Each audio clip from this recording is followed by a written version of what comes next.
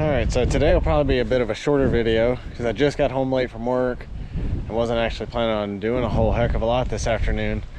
But while I was at work today, I noticed on the camera on the front of the house, a large dog went by. Looked like it was probably a Great Pyrenees, and he had a small buddy with him. But the reason I mentioned that is because they were headed towards my chickens, and there's really nothing I could do. I could see it as it walked by, but by the time I, noticed the alert, it was 30 minutes past, and so I'd been wondering all day, did it get to the chickens or not? And I do have them in that electrified fence, but I've mentioned in the past that I have concerns about how good that solar charger is, and the voltage always seemed fine, but I don't think it throws out. Again, don't shoot me if my electrician knowledge isn't up to snuff, but I don't think it has enough amps to actually throw out much of an actual shock, especially given the amount of grass that is grounding it out.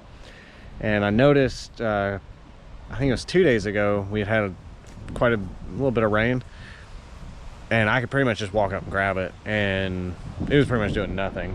So I'm gonna test it again just to see, but yeah, I was a little bit worried.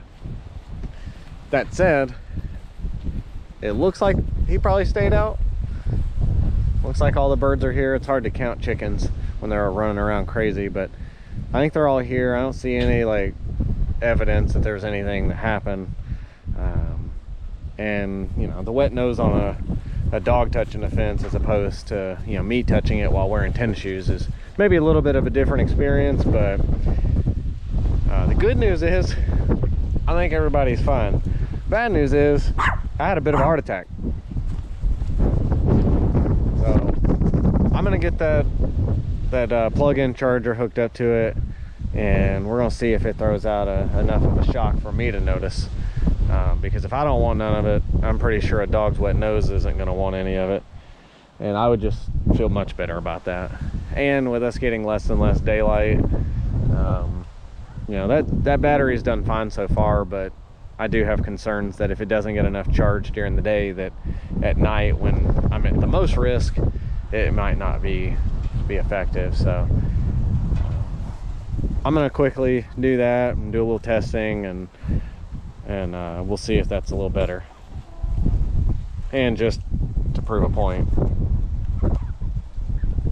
I feel absolutely nothing, at all. And it is on. I don't know if you can see it in the camera, but it is on.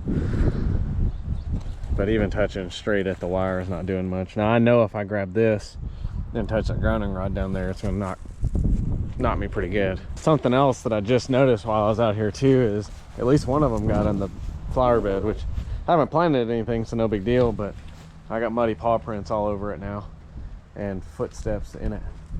So I'm gonna definitely have to figure out some way of making sure that I don't get that happening again. So I'm gonna go ahead and admit a mistake, and that mistake is I yet again underestimated just how much insulation your tennis shoes actually provides to the fence.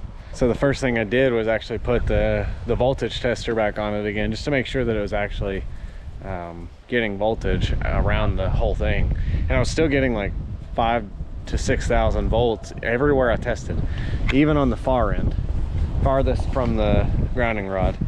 And so I thought, well, it seems to be working. And and so while I can pretty much grab it and get nothing, the moment I stick my finger to the dirt and grab it, I can tell it's on. And so I know good and well that if the dog did touch it with his nose, he got a good shock. So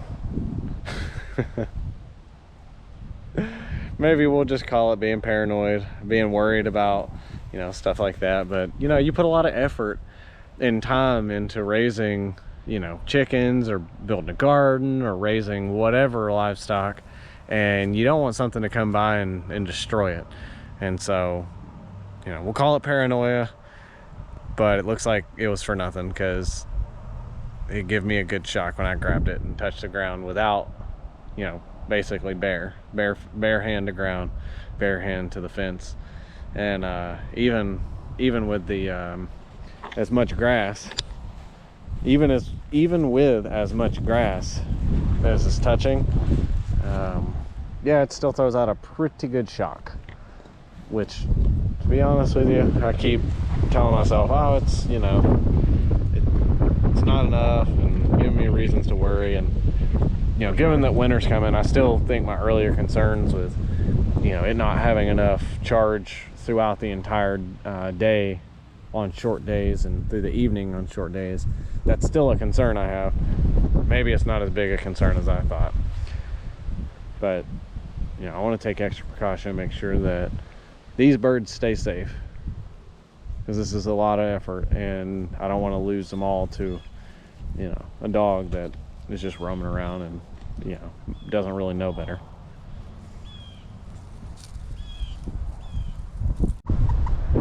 Even though that was a short one, maybe you'll join me again for some of my other lessons learned as we're figuring this thing out. If you enjoy, you know, please consider subscribing.